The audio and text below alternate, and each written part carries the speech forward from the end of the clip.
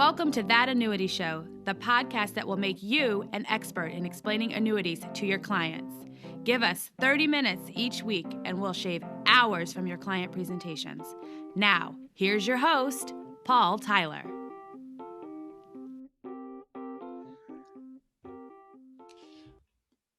Hi, this is Paul Tyler, and welcome to another episode of That Annuity Show. And we have our full lineup of hosts or / co-hosts, or more than hosts. Ramsey, welcome. Hi. Will Moorcroft, good to see you. Likewise, good to be here. Mark, thanks for dropping in here. And Ramsey, you brought a great, very interesting guest to us who is going to cover a lot of interesting topics today. Do you want to do the introduction? Absolutely. So today we're joined by Jeff Levine from Buckingham Wealth Management, and also affiliated with the Kitces organization. And I selfishly have relied on a lot of his intellectual capital from his Twitter posts over the course of the last 6 or 12 months on everything related to the CARES Act, the Secure Act, and a host of other topics. And this is just a great opportunity for our audience to get the perspective from somebody who's been successful as an advisor, but also has this great command of lots of different topics that are relevant for us today in helping our clients manage their wealth. So with that, Jeff, I'm going to ask you to introduce yourself. Tell us about what you're doing now and what your focus is, and then we'll dive right in. Sure. Well, first off, thank you so much for the invitation to be here with you all, and for that introduction. I feel like that's a lot of pressure right now to live up to. So real quick, I am a nerd's nerd. I think that's probably where I would start. I am, I enjoy diving into the technical, and what really gets me excited is kind of translating that technical into actual understandable English that people can take back and implement. Because I think most people want to do a really good job planning and they want to understand the rules, but the way they're written, the volume of information that's put out there is just so, it's just so dense and so deep that it becomes unmanageable for a lot of people. And so it's kind of my mission in life to take that and to make it not only understandable, but also entertaining. I will admit, I am, in addition to a CFP and a whole bunch of other financial acronyms or initials after my name, I'm also a CPA. And typically interesting, funny, are not things you would associate with a CPA. Like, that's not the first words that come to mind. I am aware of that. And I try to be on the other side of that coin, right? And to be the less boring CPA and not have the Ben Stein type of CE, like dry eyes, try, clear, which is classically what, I can recall when I did CE initially as a CPA. I was like, really? I have to sit through this for the next 8 hours? So just trying to make education more understandable and entertaining, because the more you're entertained, the more you'll pay attention. And the more you pay attention, the more you retain, which means the more you know. So it's all a very fulfilling cycle. In terms of my day-to-day, I really have kind of 3 different things that I'm involved in on a regular basis. So you noted that I am the Director of Advanced Planning for Buckingham Wealth Partners. We're an independent fee-only RIA that collectively, between our TAMP and the RIA proper, manage roughly a little north of $50 billion today as we sit here. So a fairly sizable firm. And it's my job to help chart the course of planning for the firm. What are our default views on various things? What our advisors need to know? How do we disseminate that information to them? And then in addition to that, I also work with Michael Kitces over on the Nerd's Eye View platform and kitces.com as the lead financial planning nerd, where the best analysis or best snapshot of what I'm responsible for there is to be the nerd of last resort. When there is a complicated, new scenario that comes up, or a deep matter that we feel that advisors need to understand better, and we want to write an article about it or produce a webinar or be able to deliver a live, when that's possible, presentation. That's my primary role, is to build out that stuff and to make sure that we're delivering high quality information to advisors on a regular basis that's also CE eligible. And then finally, I am the creator and serve as the content expert for Horse's Mouth's Savvy IRA program, and also the co-creator and co-content expert for their Savvy tax planning program, along with Debbie Taylor. So I've kind of got a full plate right now, but it's a lot of fun. And effectively what it is it's really the same thing in just 3 different ways. So it's all about education. So with Michael and the Kits' platform, it's putting it out there. 99% of what we do is free. It's out there on the blog, it's in our Twitter or LinkedIn or whatever it is. Like, we're just putting out information to help the advisor community be better advisors. That's our mission, to help real advisors be better advisors and do better work. Then from there, at Buckingham, I get to take a lot of that and put it into practice with individuals and into an actual, large organization. And then with the Horse's Mouth team and the Savvy IRA and Savvy tax planning programs, it's kind of a bridge between the two. So part of that is education.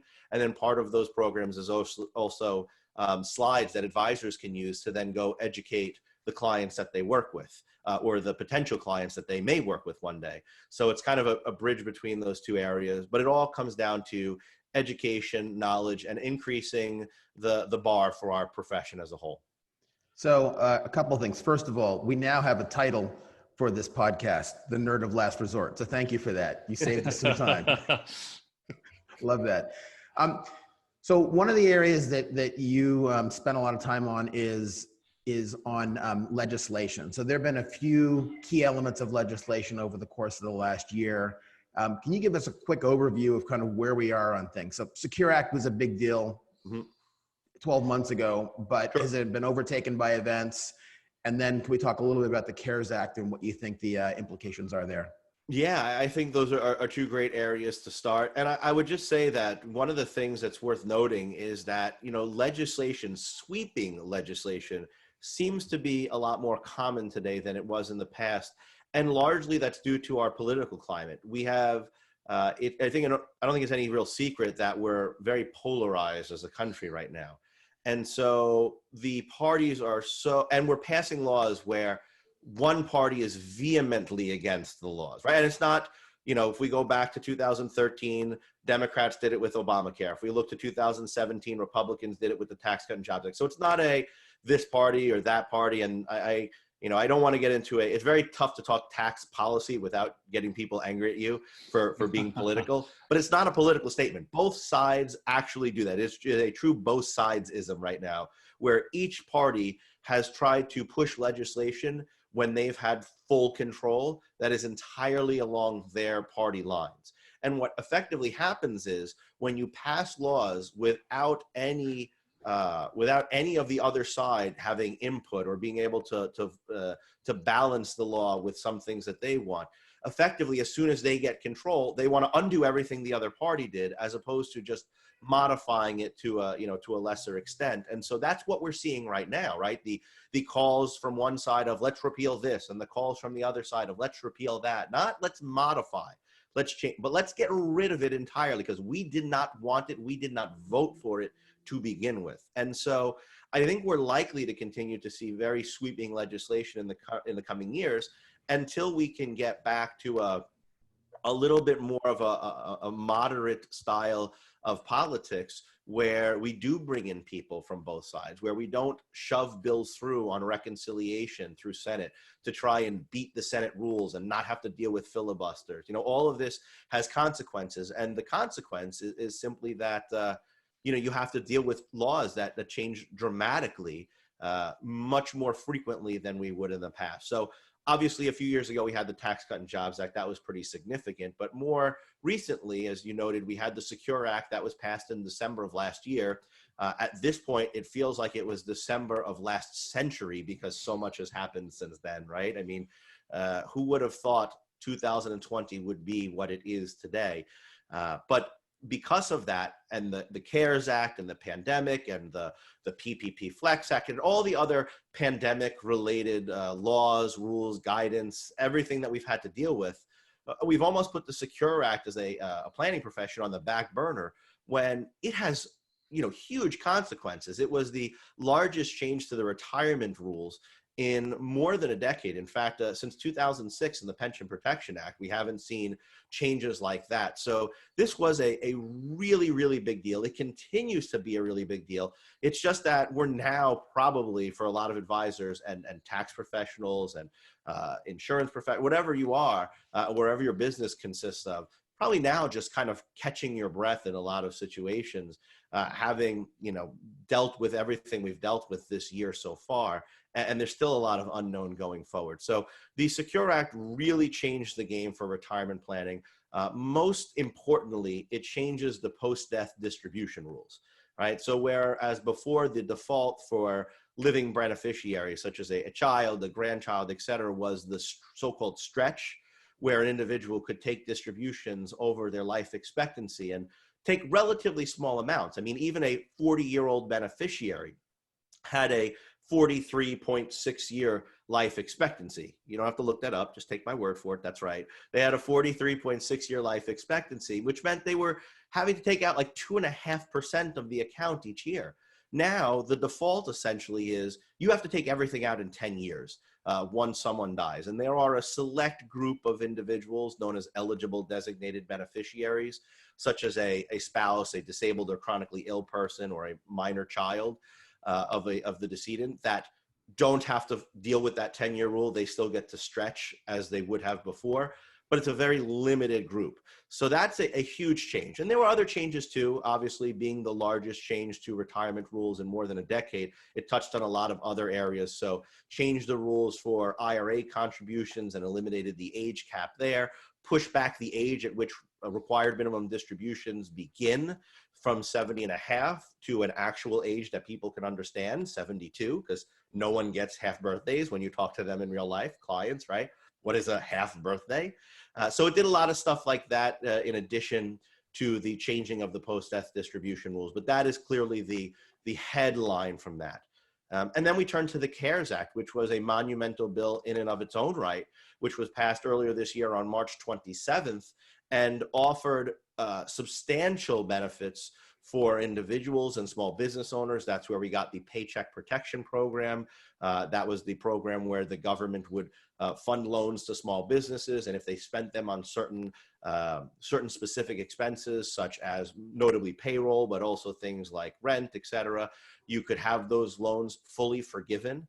So it was as close to free money as you may ever find from Uncle Sam. And then in addition to that, there were also relief for individuals. So there were new changes to the rules for Medicare, for instance, new changes for RMDs. We eliminated RMDs for 2020. So it's been a year of constant change. And I think perhaps what's most notable about this is so much of the CARES Act and the pandemic related relief was done so quickly to try and push out relief and legislation as quickly as possible. It's probably one of the poorest drafted bills I have ever read in my entire life. And you can really see that in the subsequent guidance from the IRS and other agencies, because I have never written so much in my life that was wrong a week later. Because they're just completely contradicting the law. It's like, wait, we didn't really mean to say that when we did it, so we'll just pretend that that didn't happen. And we'll say in a Q&A format, which is, by the way, completely not authoritative, but who's going to fight against these things, right? Like, we've gone to a situation where so much of what you knew one day was, just outdated the next. The best example would be required minimum distributions, right? Like early in the year, maybe, April, can you put back an RMD that came out in February? No, you can't. Then they come out with guidance. Oh, yes, you can, but only till July 15th. But you can't do it for inherited IRAs. Then they come out with more guidance. Oh, you can do it for inherited IRAs, but only till August 31st. So now when someone asks again, the answer is once again, no. Like, it's been that sort of year in 100 different areas. And man, my head is spinning just thinking about it over the past few months. So I'm curious. So Paul, Mark, Will, you're on the front lines. You've got the distribution channel. What kinds of questions are you getting back from your all the folks in your channel about all these issues, and how are they navigating them? I'm hearing a lot of the same about confusion. I mean, there's been a lot of interest in webinars that are being done on the Secure Act, on the CARES Act. There's been a lot of interest in terms of agents attending those messages. So I agree. I mean, I think there's a lot of confusion out there in the marketplace, and if it's confusion at the agent and advisor level, certainly at the consumer level, it's got to be much, much greater. Well, and just to compound it, here we have another election coming up, right? Right. No matter what happens, it'll be close, it'll be contested. And there may be more legislation coming. You know, we're not out of this pandemic. We've had this massive, catastrophe out in the West with fires, right? Another, I don't know, as of our recording, I think we were just talking about this before, 5 tropical storms. I mean, I'm kind of laughing about this, but it's just, we've had a series of disasters that have warranted federal intervention. I mean, Jeff, if I'm an advisor, what's the strategy with either, I guess, what strategies would you recommend if I'm with my existing clients, and how would you tell me to start talking to new clients when so much of the stuff is just up in the air? So I think the first thing is figuring out how you're going to stay up to date right now. And there's lots of different ways to do that. You can subscribe to your favorite podcast. You could go to your favorite website, but whatever, you got to find what works for you. If you're a visual listener, maybe there's a particular YouTube channel that you like to follow. But, you know, at these times, this is when we provide, like, there are a lot of times as an advisor where we're in a great business, right? You can make a good living. And sometimes you're like, wow, this was kind of not a slow week, but like I wasn't buried, you know, like Right. This was good. And then there are those times when, you know, it ebbs and flows. And right now it's a flow. Right now it's forget a flow. It's like a torrential downpour coupled with the once in a century flood, whatever you want to call it, right? It is the time to hunker down and to figure out what we need to do to properly guide clients, because they need us more than ever in situations like this. This is where we show our value, and we do what we need to do to make sure that they stay clients, not only now, but forever, right? That getting them through their pain point when they're at their most concerned, whether it's about what will happen with the election, or, hey, I just lost my job, or I'm having my hours cut, or I've got to retire 2 years sooner than I thought because of what's going on. How does this impact me? You know, helping clients get through these situations and then answering the questions that they have is the way to make sure that they remain clients for life, and not just clients, but raving fan clients. And, you know, we were talking beforehand about something I believe another one of your guests mentioned on another podcast, being referable. And, you know, being referable means that you trust that person implicitly. That is essentially why you become referable, is you are so well trusted that someone else is willing to put their name, their reputation on the line to say, you know what, I believe so much in this other person that I'm going to give you their name, because I know that if something goes wrong, not only are you going to not like that person, you're going to be upset at me for doing it. So it's a big deal to make that referral. And so to be referable, you've got to be able to deliver value, and you have to be able to help people through that moment of critical need. And unfortunately, more people than ever are having that particular moment this year. Jeff, quick question for you on that topic is about prospecting, given this landscape that we're in. You know, this is, as you've already mentioned, a tremendous year on the legislative docket front, with regard to the election, with regard to, you know, the pandemic and all these things. How is the prospecting going for new clients and that referral pipeline you mentioned? How are you seeing that play out? Because is the uncertainty impacting that, and how does it look through your lens? So candidly, I've seen kind of both ends of this spectrum playing out, and I think it's actually gone to the extremes.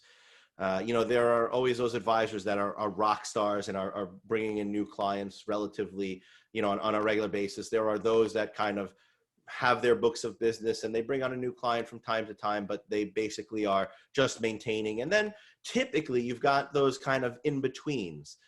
What I've seen in my own experience, I have no data to back this up, but just anecdotally, I've seen kind of going to the extreme now where a lot of advisors have just, the new business development has just stopped. It is absolutely ceased to exist, and they're doing everything they can just to make sure their current clients are satisfied, are happy, and aren't leaving them.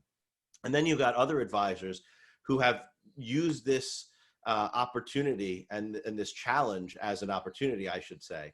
And they've gone out and they have absolutely not only, I've spoken to advisors who've not only continued to have their growth that they had before, but have actually seen that accelerate, because there are still people retiring. There are still people having life events and births and marriages and divorces. And all these people still need advice, and potentially, because of what's going on around us, more so than ever before. So the question becomes, how do you reach these people and what do you do? And so, you mentioned, I think, Paul, I think you mentioned that there's more confusion today than ever before. Or maybe Mark, I think actually it was you who said, if the advisors are this confused, what is it like with the clients? And, that's really important, because if we think about your life in general, when you have something that's really important that you don't understand, but it's absolutely critical, what do? You go online today, you go to the computer, you start reading about it, you start looking up things, you watch YouTube videos if you're younger, you read articles maybe if you're a little bit old, whatever it is, but you have the ability to seek out that information. And so some advisors, what they've done is to simply say, look, I know right now people are desperate for information. Let me find ways to deliver it to them. So whether it be starting a podcast that's just put out there for your clients, where you say, hey, I want you to let your friends and family know that we're starting this podcast to keep you up to date in these turbulent times. And that's what gets the ball rolling. Or, you know what, every Wednesday, we're going to be doing a 1-hour update on a particular topic that's relevant, or half an hour, whatever it is. I've seen advisors do virtual lunch and learns, and some of them have taken it to to an extreme where they say they have themed lunch and learns, like everybody make your own Italian dish and bring it to lunch this week. And we're going to look at everybody's meal beforehand and see what everybody made. We'll spend 15 minutes talking and having fun. And then we'll spend, 15, 20 minutes doing actual learning about something. So there are all sorts of creative ways you can get out there. And really one of the best things about this from a advisor perspective is that in the past, you were largely geographically limited. I mean, we do have clients all over the country. A lot of advisors do, but it was more often because your client's brother lived in Minnesota and they referred you to that person, or your client who lived in New York moved to Florida and they liked you, so they stayed your client. But you weren't grabbing clients from 50 states. The beautiful thing now is that being virtual, you have that capacity. You're not geographically limited. So you become an expert, a specialist, or known for something, and go on the internet. And it's just as easy to look up your site from Atlanta as it is from, Biloxi, as it is from Sacramento, as it is from Juneau, Alaska. So you have the ability now to get clients anywhere. People are willing to seek out your advice. Now, that does come with a double-edged sword, though, because it also means all your competition is now eligible and able to do the same thing. So and I think that's part of the reason why, at least in my own experience, we're seeing this real bifurcation of advisors, where some are really struggling right now to earn new clients and some are just absolutely kicking butt. Is because they are taking advantage of this opportunity to a much greater degree. And they've just got a head start on these other advisors who, if that's you and you're in that situation, doesn't mean that has to be you forever. You got to get something going though, right? You got to do something. Something has to change in order to bring in that business. And it's not enough to simply say, well, a vaccine will be here in 6 months, or a vaccine will be here in 3 months, because it's not just a vaccine. It's getting enough people willing to take the vaccine. It's having enough people vaccinated that you can return to a fairly normal state of affairs. And there can be economic and permanent changes to this. Some people may just like meeting virtually forever now that they've had a taste of it. So we just don't know where we'll be in another year, 2 years, and certainly not in 5 or 10 years. Hey, Jeff, one follow-up on that. And you've mentioned a couple of the critical pieces of legislation and the kind of the expedited passage of the CARES Act in particular.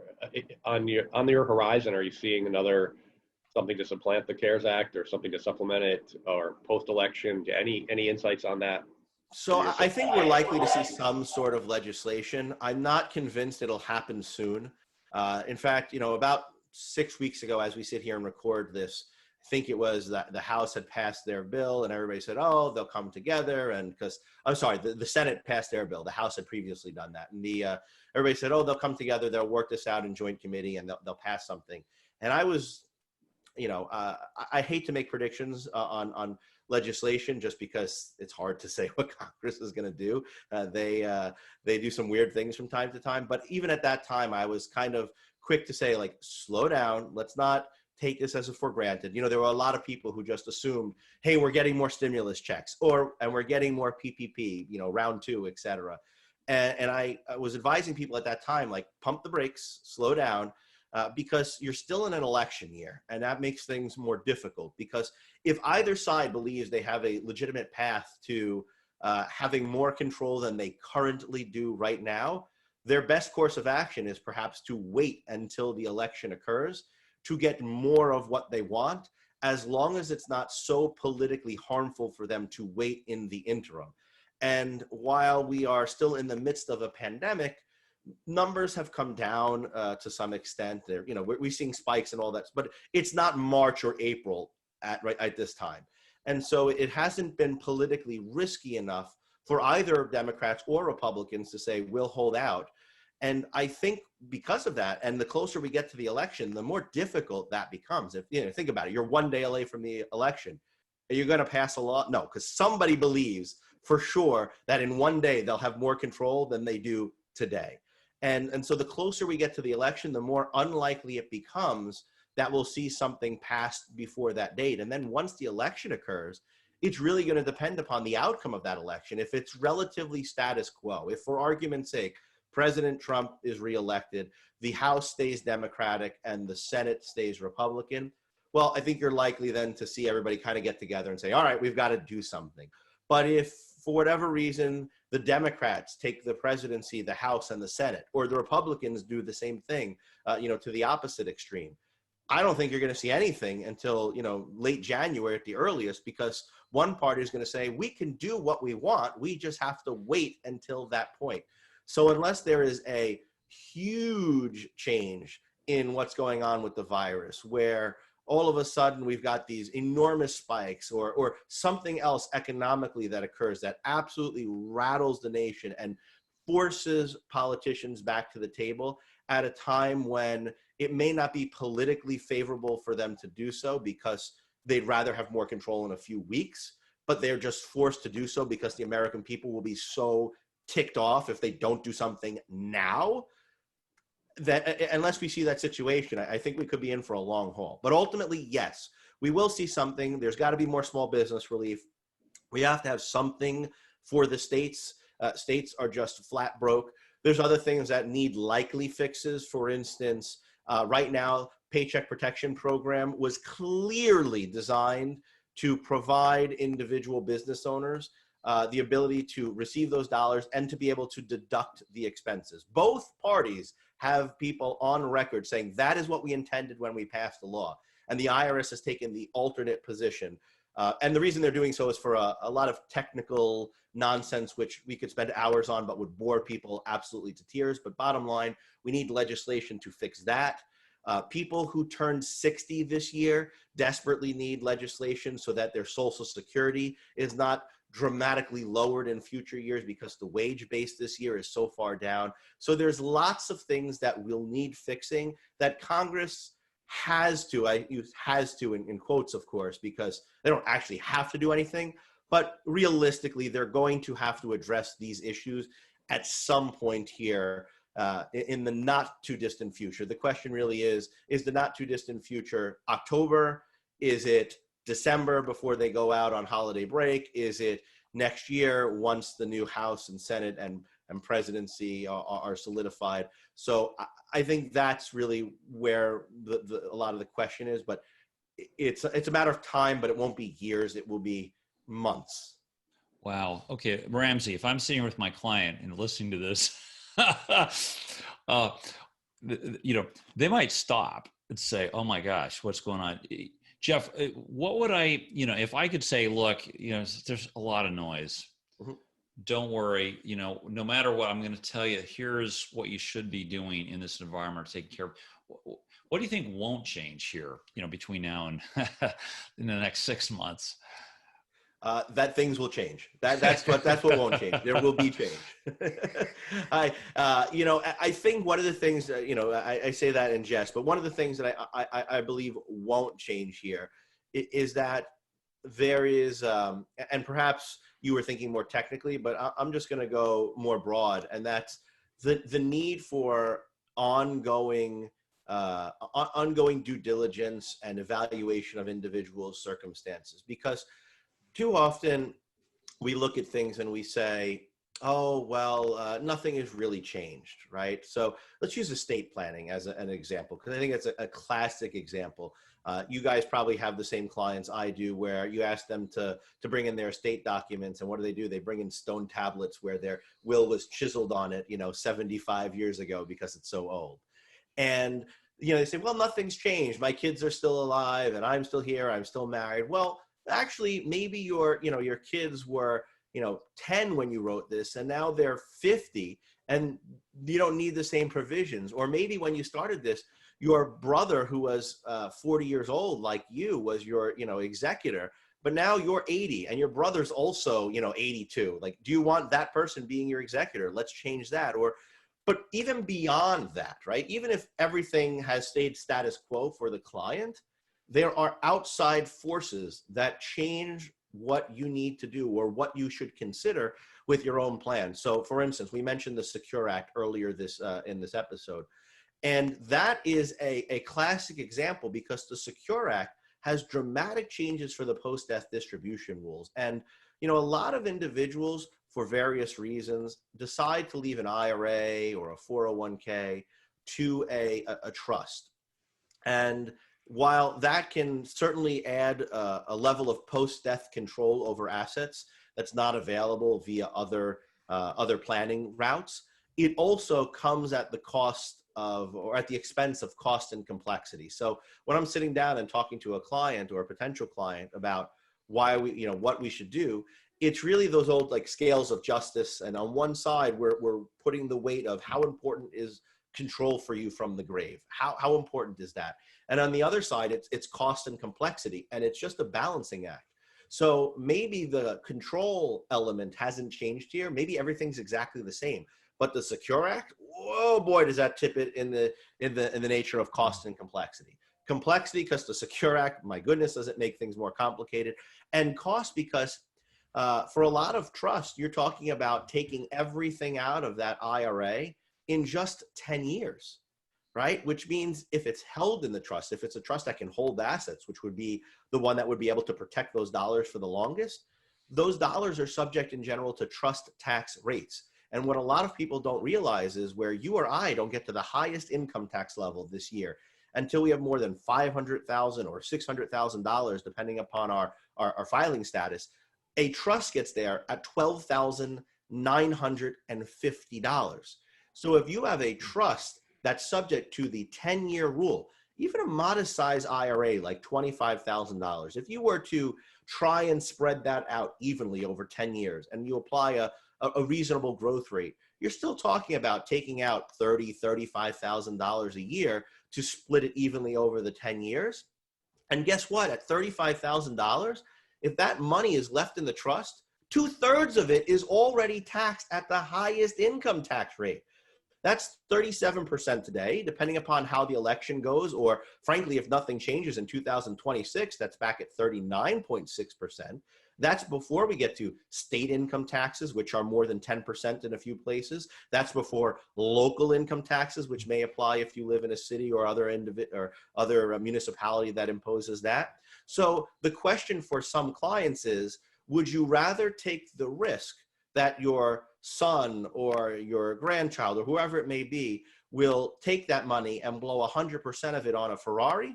Or would you rather guarantee that Uncle Sam, in the form of taxes, will have the ability to spend 50% of your dollars on a tank?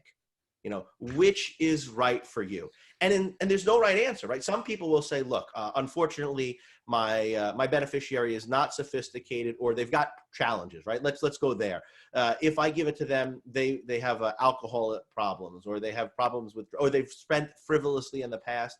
So protecting 50 cents, even if I lose 50 cents to taxes, is more important to me because I don't want to see all of it gone to the wrong thing. And some people may choose that, and that's fine. That's their choice. Others may say, I initially had a trust because I thought it might benefit my kids to have some extra creditor protection or whatnot. But now that I see that if I have this, so much of it will be lost to taxes, maybe I'm just better off leaving it to them outright. So, just even having those discussions with clients, and I admit that is probably a discussion that hasn't happened right now for a lot of individuals because of what's happened this year. But that should be a prime conversation. Like, if I'm an advisor listening to this today and I want to take away one thing from this podcast, the one thing I'm taking away is I'm going back, I'm making a list of all my clients who have a trust as a beneficiary of their IRA, and I'm going to talk to them, maybe loop in the estate planning attorney. I'm going to figure out what type of trust they have, how the Secure Act impacts that, et cetera. Because you know what? Let's think about this. And we want to help all our clients. But from a business building perspective, your best clients, meaning the clients that generate the most revenue for you, tend to be the clients with the most money. That's just the way it works. And if you have more money, you are more likely to have a trust as your beneficiary. You ever have a client with $5,000 in an IRA decide to go create a trust as the beneficiary? Of course not, right? It's just not worth it.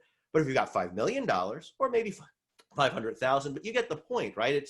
It's your best clients from a revenue perspective who may be at the greatest risk here. And by the way, who may benefit from this review the most. So, talk about referability. Imagine the advisor going back to the client and saying, I want you to send me a copy of your trust. And you don't have to be a lawyer or an attorney to just read through and see what the plain language of the trust is. If the trust says, keep the money in here until my kid is 35 and the kid's 20, if the client dies today, it's going to get held in the trust. A lot of that money is going to be lost and evaporated in the form of unnecessary taxation. What sort of value would it be to go back to the client and say, I'd like to bring in your estate planning attorney because I was looking at your document and I realized that we may be losing more than 40% of your IRA to income taxes. And I don't think that's what you wanted. The attorney is not calling them. They should, because it's a chance to, do some more work and get some bill, but they're not. It's the advisor who's going to find that. And you know what? You know who wealthy people know?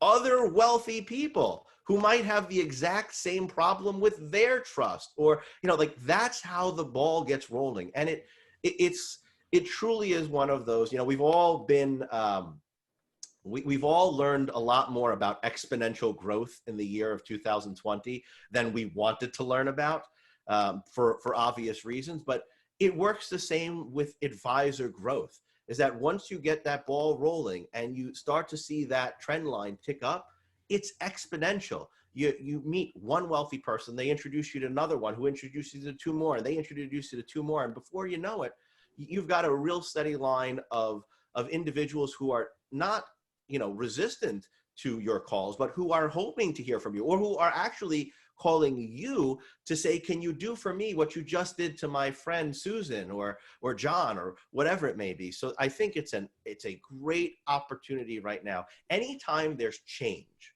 and right now there's a lot of change, but anytime there's change, there's always winners and there's always losers. It's just a matter of what you do to capitalize on that change. And so I would just, I know we don't have too much time left, but I with closing thought, at least on my end, would be, if you're an advisor, this is an unprecedented opportunity to get out there and deliver value to clients. Never before have we seen so much change happen so quickly. And if you can get on this and figure out how to get that information out there, just put the word out into the world, people will find you. Clients will find you. Potential new clients will find you. And even in these wacky times, you'll still be able to continue in what is an amazing business for all of us and help a lot of people doing it. All right. Those are fantastic words for the wise. So thank you so much, Jeff. Any parting thoughts or comments? Paul, Mark, Will? Yeah, just Jeff, I really appreciate your perspective. I agree wholeheartedly with all of what you said and how this is an unprecedented opportunity that advisors can really seize and or be paralyzed by. And I think that the former is the right choice. So thanks for all your perspectives. Thank you. Jeff, thank you. This was very, very, very informative, and I think our advisors will really take a lot out of this. So thank you very much. Yeah, absolutely. I appreciate the opportunity to reach out and to speak with your network, and I wish them nothing but the best of health and happiness and success for the rest of 2020 and beyond. Yeah, and Jeff, my thanks as well. And Ramsey shared with me some of your tweets and your teardowns of some of the legislation and activities that come. They're superb. If I am an advisor or I want to follow you, where's the best place to go? I mean, you're all over the place. What do you gave us the beginning? Where should I start? Twitter, Sure. LinkedIn? So I would say that the two easiest places to find me are certainly, on Twitter is very easy. My handle there is CPA Planner, so pretty straightforward. CPA Planner kind of says what it is I do. And then obviously I'm on LinkedIn. You just search by name. In addition to that, I post usually anywhere from 2 to 3 times a month on the Nerd's Eye View blog on Wednesdays. We do have articles on there literally every day of the week. I just write the technical stuff, which we put out on Wednesdays. So you can catch that out. That's www.kitces.com. Again, www.kitces.com, and the Nerd's Eye View blog over there. Those are probably the two easiest ways to reach out. And if people have questions or comments, love to hear from them. I'm fairly active, mostly on Twitter, but to a lesser extent on LinkedIn as well. And just I love hearing from people. I love hearing from advisors what they're seeing in the real world and what sort of questions they're running into. And from time to time, I'll even do an impromptu, what I call "What's Taxing Your Mind Today," which is just my impromptu Q&A on Twitter, where you just fire away and we spend a half an hour or to an hour just answering advisor questions that come in randomly. So it's good. It's good fun. Keeps me with an ear to the ground of what's going on in the world around me. Hey, excellent, Jeff. Well, listen, thank you. Thanks, Ramsey, Mark, and Will. And we'll be back again next week for another episode of That Annuity Show. So be sure to subscribe us, tell your friends, and just like Jeff, give us feedback, and love to hear what questions you'd like to have us explore here. So thanks. Join us again next week. Thanks, everyone. Thanks, everybody. Thank you. Thanks for listening. If you've enjoyed the show, please rate and recommend us on iTunes, Stitcher, Overcast, or wherever you get your podcasts. You can also get more information at thatannuityshow.com.